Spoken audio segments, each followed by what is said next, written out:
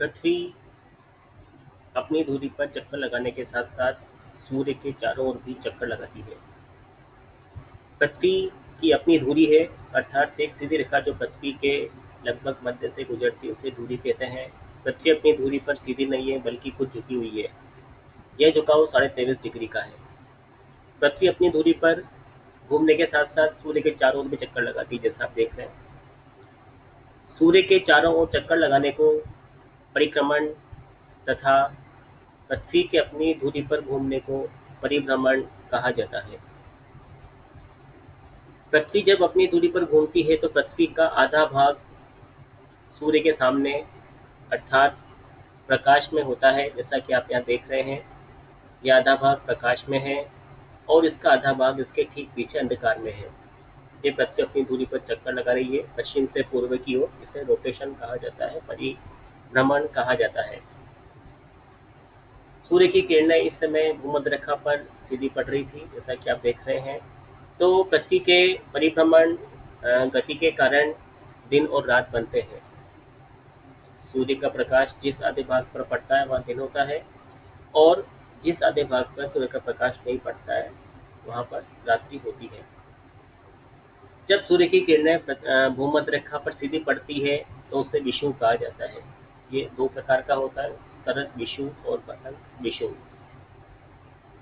सूर्य की किरणें 21 जून को कर्क रेखा पर और 22 दिसंबर को मकर रेखा पर सीधी पड़ती है।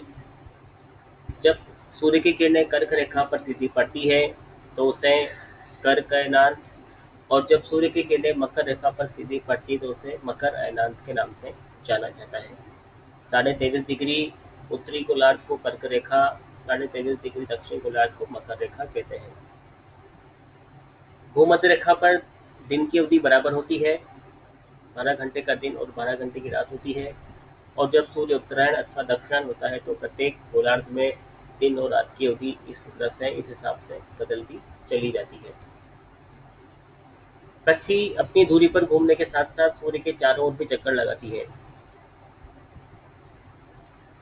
और इसी के कारण से कभी सूर्य की किरणें कर्क रेखा पर सीधी पड़ती हैं, जैसा कि आप यहाँ देख रहे हैं। यहाँ पर किरणें कर्क रेखा पर सीधी पड़ रही है ट्रॉपिक ऑफ कैंसर पर, यानी कि यहाँ उत्तरी गोलार्ध में ग्रीष्म ऋतु है।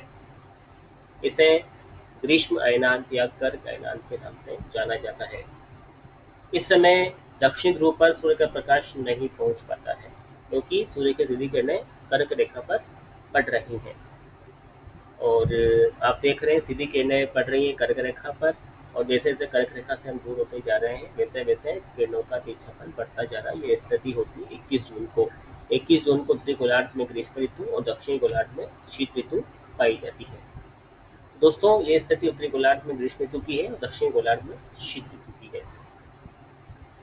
इस समय उत्तरी गोलार्ध पर 24 घंटे सूर्य का प्रकाश प्राप्त होता है और दक्षिणी गोलार्ध पर 24 घंटे या सूर्य का प्रकाश प्राप्त नहीं होता है। 24 घंटे के बराबर रात्रि होती है। इसके बाद दोस्तों हम आगे चलते हैं तो 23 सितंबर को सूर्य की किरणें पुनः भूमध्य रेखा पर सीधी पड़ती है, जिसे विषुव कहते हैं। विषुव का अर्थ होता है दिन रात की बराबर होना, यानी भूमध्य रेखा पर दिन रात इस समय बराबर होते हैं क्योंकि पृथ्वी बिल्कुल सीधी है और सूर्य की किरणें भूमध्य रेखा पर सीधी पड़ रही है। इसे इक्विनोक्स कहा जाता है। ये शरद विषुव, बसंत विषुव होता है। शरद विषुव 23 सितंबर को और बसंत विषुव 21 मार्च को होता है। यहाँ पर आप देख रहे हैं कि इस समय भूमध्य रेखा पर जो किरणों का कोण है वो 90 डिग्री का है। कर्क रेखा और मकर रेखा पर 66.5 डिग्री का है और जो ध्रुवीय क्षेत्र हैं वहाँ पर जो इनका कोण है वो 23.5 डिग्री का है। इसी कारण से ध्रुवीय क्षेत्रों पर प्रकाश की प्राप्ति कम होती है।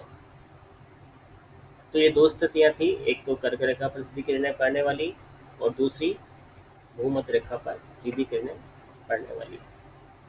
इसी प्रकार एक स्थिति और होती है, वो होती है जब सूर्य की किरणें मकर रेखा पर सीधी पड़ती है, जिसे